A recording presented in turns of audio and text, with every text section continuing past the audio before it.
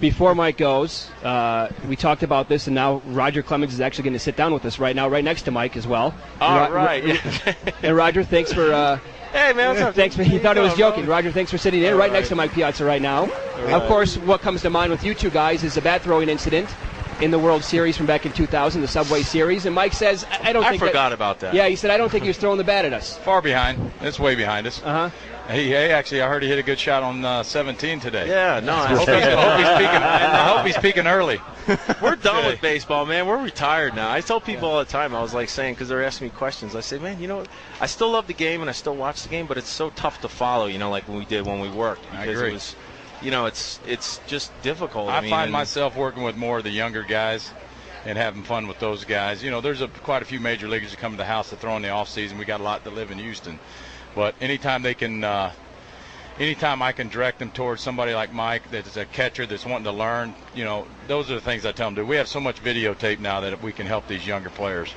Yeah, it's fun. Now, how about competing now? You guys are here for the weekend.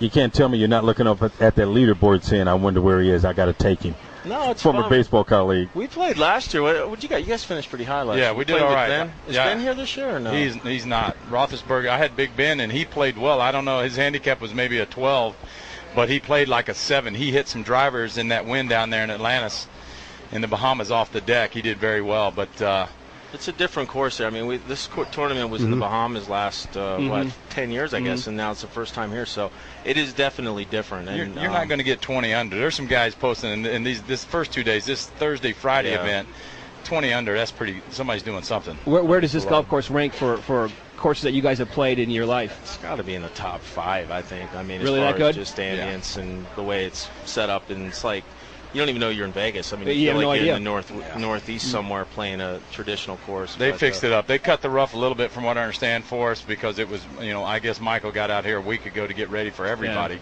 and of course. So they cut it back. I just did a little caddy thing on Wednesday. It was made public, Caddy for Cure thing that we did with the Wounded Warriors. And, you know, they make our Houston course right now there at Redstone like Augusta. That's why we get so many great players. And this course is set up, as far as plush and being green and nice, they've got it going on pretty good. Yeah, they had a media thing out here last week. You could eat off the fairways. It's so nice. We had John Smoltz on yesterday. I can't. He's unbelievable. This guy, golfer. Isn't he playing? He's playing on the tour next week, isn't he? Or something like that? He could. I mean, I watched him. I was at Albert's tournament about 6 months ago, last September, and he was just. I mean, he's a pro. I mean, I feel like he could definitely play on the tour. You know? Yeah, he's just unbelievable. 7 hole-in-ones, he said. Hey, are you doing a reality show? What's going on? We have a reality show going on back there or what? I have no idea. Let me ask you this now. The situation with Barry Bonds is going on up in San Francisco. I'm just glad I didn't date his girlfriend. I know. That's all I'm going to say on that, man. I'm with you. She's not, man, I'll tell you. Yeah, tough. There's That's all I'm going to say. That's it, man. now, Roger, your thoughts about what's going on with Barry, because obviously there's some you have to deal with later on, but that era's over with as far as the fans are concerned. Most of us, we've moved on. Your thoughts about what's going on with Barry, and it took so long for him to get there. I'm not watching. I'm concerned about mine, and we're doing ours, going about it the right way. We're doing everything that we need to do, and you know, guys have been popping off and running around talking like they know the situation, and they don't. We have to take it on the chin a little bit right now, but we'll have our say eventually.